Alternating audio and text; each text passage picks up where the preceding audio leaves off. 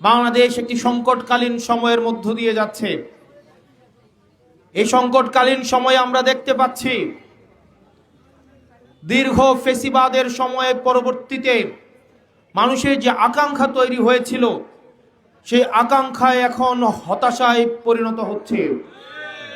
শুধুমাত্র সরকারের কমিটমেন্ট ভাঙা, সরকারের প্রতিজ্ঞা ভাঙা, এই ভাঙার কারণে আমাদের এই জাতীয় যেই প্রত্যয়, জাতীয় আত্মবিশ্বাস এখন জাতীয় হতাশায় পরিণত হচ্ছে।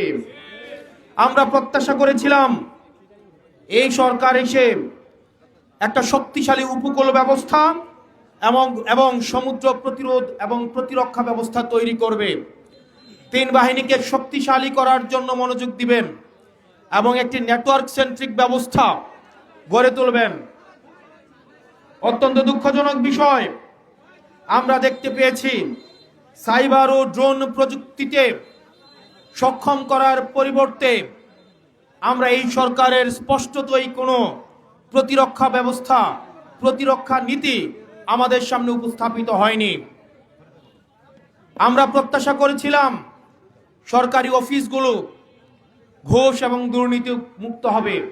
অত্যন্ত পরিতাপের বিষয়, সরকারি অফিসগুলো এখনো পর্যন্ত ঘুষ এবং দুর্নীতি থেকে মুক্ত হতে পারেনি। আমরা প্রত্যাশা করেছিলাম এই সরকার গঠন করার পরেই বিদ্যুতের সমস্যার সমাধান হবে। দুঃখজনক বিষয়, সরকার গঠনের পরে আমরা দেখলাম জ্বালানি সংকটকে পুঁজি করে জ্বালানির দাম বৃদ্ধি করে দ্রব্যমূল্যের দামও এরই সাথে বৃদ্ধি করে দেওয়া হয়েছে।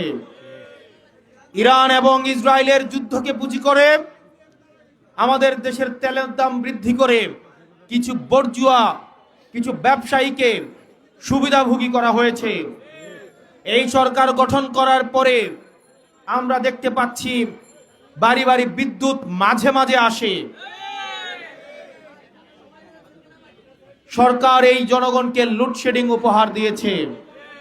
সরকার গঠন করার পরে জনগণের হাতে হারিকেন এবং মোমবাতি ধরিয়ে দিয়েছে। আমরা প্রত্যাশা করেছিলাম এই সরকার আসলে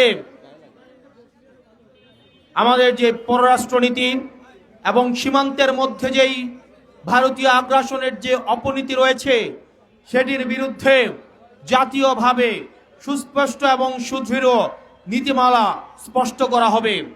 অত্যন্ত পরিতাপের বিষয়, এইখানেও সরকারের স্বরাষ্ট্র মন্ত্রণালয়ের কাছ থেকে আমরা নত জানু নীতিরই আমরা পুনরাবৃত্তি দেখতে পেয়েছি। আমরা দেখতে পেয়েছি আওয়ামী লীগ সরকারের পররাষ্ট্রমন্ত্রী যে ভাষায় কথা বলতেন ঠিক একই ভাষায় এই সরকারের স্বরাষ্ট্রমন্ত্রী বর্ডার কিলিংকে বৈধতা দিয়েছে। তবে বর্ডারে আমাদের বিজেপির ভাইরা যেই দৃঢ়তার সাথে তারা তাদের দায়িত্ব পালন করেছে সেটির জন্য আমরা এনসিপির পক্ষ থেকে বিজেপির ভাইদেরকে আমরা কৃতজ্ঞতা জানাই। বিজেপির ভাইয়েরা অত্যন্ত দৃঢ়তার সাথে ভারতের পুশিন কার্যক্রমকে তারা ঠেকাতে তাদের জায়গা থেকে তারা দায়িত্বশীলতার পরিচয় দিয়েছে। সেই জায়গা থেকে বর্ডার গার্ড বাংলাদেশকে এনসিপির পক্ষ থেকে আমরা আন্তরিক কৃতজ্ঞতা এবং তাদের পেশাদারী দায়িত্বকে আমরা সশ্রদ্ধে আমরা স্মরণ করছি। প্রিয় চিতলমারীবাসী, আমরা অতীতের সরকারগুলোকে দেখেছি 2014 সালে আওয়ামী লীগ সরকার কোনো নির্বাচন করে নাই। 151টা আসনে বিনা ভোটে হচ্ছে তার পছন্দের প্রার্থীকে জয়ী করে দেওয়া হয়েছিল। 2018 সালে মিডনাইট ইলেকশনের সাক্ষী হয়েছিল সারা বাংলাদেশ। 2024 সালের আমিন নির্বাচন অনুষ্ঠিত হয়েছিল। আওয়ামী লীগের পক্ষ থেকে এই দুই পক্ষকে সরকার পক্ষ এবং প্রতিপক্ষ বানিয়ে অন্যান্য রাজনৈতিক দলগুলোকে নির্বাচনের বাহিরে রেখে একটি আমি এবং দামি নির্বাচন আয়োজন করেছিল। অত্যন্ত পরিতাপের বিষয়, আগের সরকারগুলো নির্বাচনের আগে ফলাফল চুরি করত, আর এই সরকার নির্বাচন হয়ে যাওয়ার পরে ফলাফল চুরি করেছে। দিন দুপুরে চুরি নয়, দিন দুপুরে ডাকাতি করেছে। এবং সেই ডাকাতি সংসদে দাঁড়িয়ে দম্ভ ভরে স্বরাষ্ট্রমন্ত্রী স্বীকার করেছেন নির্বাচনের স্বার্থে তারা নাকি গণভোট মেনে নিয়েছিলেন। নির্বাচন চলে গিয়েছে, তারা এখন আর গণভোট মানবেন না। গণভোট নাকি সংবিধানে নেই। সংবিধানে যদি গণভোট না থাকে 2026 সালের কোন নির্বাচনে এই সংবিধান অনুযায়ী হওয়ার কথা ছিল না। সংবিধান অনুযায়ী নির্বাচন হওয়ার কথা ছিল 2031 সালে। সংবিধান অনুযায়ী বাংলাদেশে অনেককে থাকার কথা ছিল না, বিভিন্ন জন বিভিন্ন জায়গায় থাকার কথা ছিল। বিএনপি সরকার, আপনি পথ হারাইয়েছেন। পথিক তুমি পথ হারাইয়েছ, আর বিএনপি সরকার আপনারা পথ হারাইয়েছেন। জনগণ যে আকাঙ্ক্ষা তৈরি হয়েছিল, সেই আকাঙ্ক্ষা থেকে বিএনপি সরকার স্পষ্টতই পিছু হটা শুরু করেছে। সেই জায়গা থেকে প্রিয় চিতলমারীবাসী, আমরা আমাদের জায়গা থেকে আপনাদেরকে আহ্বান জানাবো, বিএনপি সরকার জনগণের সাথে দ্বিচারিতা করতে পারে, কিন্তু যেই জনগণ জুলাইয়ের রাস্তায় নেমে এসেছিল, যেই মা তার সন্তানকে হারিয়েছিল, যেই বাবা তার সন্তানকে হারিয়েছিল, যেই বোন তার ভাইকে হারিয়েছিল, সেই জনগণ কখনো পথ হারাতে পারে না। সেই জনগণ এখনো পথে দাঁড়িয়ে রয়েছে। সেই জনগণ পরিবর্তন চায়। সেই জনগণ একটা স্বনির্ভর বাংলাদেশ চায়। সেই জনগণ পুলিশ কমিশন চায়। সেই জনগণ মিডিয়া কমিশন চায়। সেই জনগণ স্বাধীন দুর্নীতি কমিশন চায়। সেই জনগণ এখনো পর্যন্ত আমাদের যেই মানবাধিকার কমিশন রয়েছে, আমাদের এই মানবাধিকার কমিশন চায়। মির্জা ফখরুল সাহেব উনি বলছেন ওনারা নাকি কখনোই সংবিধান সংস্কার কমিশন ওনারা চান নাই। সংবিধান সংস্কার নাকি ওনারা কখনোই চান নাই। উনি কিছুদিন আগে বলছিলেন ওনাদের 31 দফাটা যদি ওনারা নিজেরাই খুলে দেখেন, সেখানেই স্পষ্ট করে বলা হয়েছে, স্পষ্ট করে লেখা আছে ওনারা সংবিধান সংস্কার করতে ওনারা চান এবং জনগণকে সেটা ওনারা কমিটমেন্ট দিয়েছেন। ওনারা ওনাদের 31 দফা থেকেই পিছু হটেছে। সেজন্য প্রিয় চিতলমারীবাসী এবং বাংলাদেশবাসী মনে রাখতে হবে, জুলাইয়ে আমরা ভেবেছিলাম অনেক কিছু পেয়েছি, কিন্তু জুলাইয়ে আমরা অনেক কিছু পাওয়ার সুযোগ মাত্র তৈরি হয়েছে। আমরা সেই অর্থে বাংলাদেশের জনগণ কিছুই পাইনি, বরং অনেক কিছু পাওয়ার সুযোগ তৈরি হয়েছে। এই সুযোগ আমাদের জনগণকে কাজে লাগাতে হবে। আজকে আমরা আপনাদের কাছে এসেছি আপনাদের সাহায্যের জন্য। আপনারা আমাদেরকে সাহায্য করবেন। আমরা আপনাদেরকে অনেক কিছু দিতে আসি নাই, আমরা আপনাদের কাছে সাহায্য প্রার্থনা করতে এসেছি। আমরা একটা দল গঠন করেছি, যেই দলের এখনো 2 বছর হয় নাই। গত ফেব্রুয়ারির 28 তারিখ 1 বছর পূর্ণ হয়েছে। আজকে জুলাই মাসের 21 তারিখ চলছে। 1 বছর 4 মাসের মতো আমাদের একটা দল হয়েছে। এই দলের পক্ষ থেকে আমরা যখন ত্রয়োদশ জাতীয় সংসদ নির্বাচনে প্রার্থী হয়েছি, অনেকেই বলতেন আমরা একটা মেম্বার ইলেকশনও পাস করব না। আমরা 200 ভোট পাওয়ার জন্য আমরা সকালে নির্বাচনী কার্যক্রমে বের হতাম। ইনশাআল্লাহ আসমানের ফয়সালা, আল্লাহর ফয়সালা এবং জনগণের সমর্থন, এই দুইটাকে নিয়ে আমরা সংসদে 6 জন আপনাদের পক্ষে কথা বলার জন্য গিয়েছি। আমরা বিশ্বাস করি, যেহেতু জনগণের ভোটে, জনগণের হয়ে, জনগণের দ্বারা আমরা নির্বাচিত, সেজন্য সংসদে আমরা জনগণের পক্ষে কথা বলতে পারি। এনসিপির যেই সংসদ সদস্যরা রয়েছে, তারা কোনো ব্যবসায়ীর হয়ে কথা বলতে হয় না, যারা বিদেশের হয়ে কথা বলতে হয় না, যারা আপনাদের স্বার্থে কথা বলতে পারে। আমরা চাই এই সংখ্যাটা 6 জনে নয়, বরং এই সংখ্যাটা যেন 160 জনে পরিণত হতে পারে। সেটির জন্য আপনাদের সাহায্য প্রয়োজন। প্রিয় চিতলমারীবাসী, আপনারা অনেক দল দেখেছেন, অনেক দল করেছেন।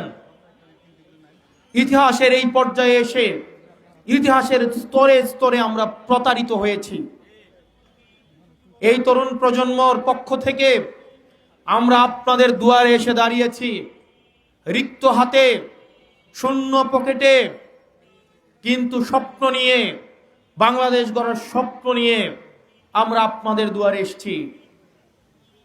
আমরা তরুণদের সামনে দাঁড়িয়েছি, বেকারদের সামনে দাঁড়িয়েছি, চাকরিজীবীদের সামনে দাঁড়িয়েছি, শ্রমজীবী খেটে খাওয়া মানুষের সামনে দাঁড়িয়েছি, সাংবাদিক ভাইদের সামনে দাঁড়িয়েছি, রাজনীতিবিদদের সামনে দাঁড়িয়েছি। আমরা আপনাদের সামনে এক নতুন বাংলাদেশের স্বপ্ন নিয়ে আপনাদের সামনে দাঁড়িয়েছি। আমরা বিশ্বাস করি আপনারা আমাদেরকে নিরাশ করবেন না। আমরা চাই আমাদের এই সংগঠনের বিস্তার করার জন্য এই সংগঠন বাংলাদেশের প্রত্যেকটা ঘরে ঘরে, প্রত্যেকটা গ্রামে, প্রত্যেকটা ওয়ার্ডে, প্রত্যেকটা ইউনিয়নে এবং উপজেলায় পৌঁছে দিতে আপনাদের নিরঙ্কুশ সমর্থন আমাদের প্রয়োজন। আজকে আপনারা এইখান থেকে যারা ফিরে যাবেন, প্রত্যেকটা গ্রামে অন্তত একটা মানুষ আমাদের এনসিপির বার্তাটা আপনারা পৌঁছে দিবেন, ভবিষ্যতের কাছে পৌঁছে দিবেন, স্কুল কলেজের বাচ্চাদের কাছে পৌঁছে দিবেন, আমার মায়েদের কাছে পৌঁছে দিবেন, নারীদের কাছে পৌঁছে দিবেন, যারা ইতিহাসের প্রত্যেকটা স্তরে তারা তাদের অধিকার থেকে বঞ্চিত। যেই নারীদের সম্মান শুধুমাত্র নির্বাচনের আগে বৃদ্ধি পায়, নির্বাচনের আগে নারীদের দাম বৃদ্ধি পায়, তাদের ঘরে ঘরে গিয়ে পায়ে পায়ে পড়ে তাদের তখন মূল্যায়ন হয়, কিন্তু নির্বাচনের পরে আমাদের নারীদের আর মূল্যায়ন করা হয় না, তাদের সিদ্ধান্ত গ্রহণ প্রক্রিয়ায় তাদেরকে যুক্ত করা হয় না। আমরা ওই নারীদের কাছে আমাদের বার্তা পৌঁছে দিবেন, তাদের সন্তানরা তাদের হয়ে আজকে এই চিতলমারিতে এসেছে, আমরা তাদের অধিকার প্রতিষ্ঠিত করতে চাই। যে রিক্সাওয়ালা ভাই রিক্সা থামিয়ে আমাদেরকে শুনছেন, আমরা আপনাদেরকে কথা দিতে চাই, আমরা কোনো ব্যবসায়ীদের স্বার্থে আমরা কথা বলবো না, আমরা আপনার অধিকারের জন্য আমরা কথা বলবো, আমরা আপনার অধিকারের জন্য লড়াই করব এবং আমরা আপনার অধিকার প্রতিষ্ঠিত করব। পুলিশ ভাইয়েরা যারা দূর থেকে আমাদেরকে শুনছেন, আমাদের নিরাপত্তা দিচ্ছেন, আমরা আপনাদেরকে অঙ্গীকার দিচ্ছি, অঙ্গীকার করে যাচ্ছি, আমরা আপনাদেরকে দলদাস এবং সেবাদাসে পরিণত করব না। আমরা আপনাদের পেশাগত অধিকার নিশ্চিত করব। আমরা স্বাধীন পুলিশ কমিশন যেটির প্রতিশ্রুতি আমরা আপনাদেরকে দিয়েছি, আমরা সেটি নিশ্চিত করব। আমরা আপনাদেরকে কোনো দলে পরিণত করতে চাই না। এই পুলিশ ভাইয়েরা বিএনপির নয়, এই পুলিশ ভাইয়েরা জামাতের নয়, এই পুলিশ ভাইয়েরা এনসিপির নয়, এই পুলিশ ভাইয়েরা বাংলাদেশের জনগণ, বাংলাদেশের জনগণের স্বাধীনতা এবং সার্বভৌমত্বের অতন্দ্র প্রহরী। আমরা মিডিয়ার ভাইদেরকে কথা দিচ্ছি, আমাদের রাজনৈতিক দল আপনাদের অধিকারও প্রতিষ্ঠিত করবে। আপনারা, আমরা জানি আপনাদেরকে দিয়ে, আপনাদেরকে ওয়েপনাইজ করে মিডিয়া মাফিয়া তাদের স্বার্থ সংরক্ষণ করে, আমরা এই মিডিয়া মাফিয়াদের থেকে আপনাদের অধিকার আদায় করব।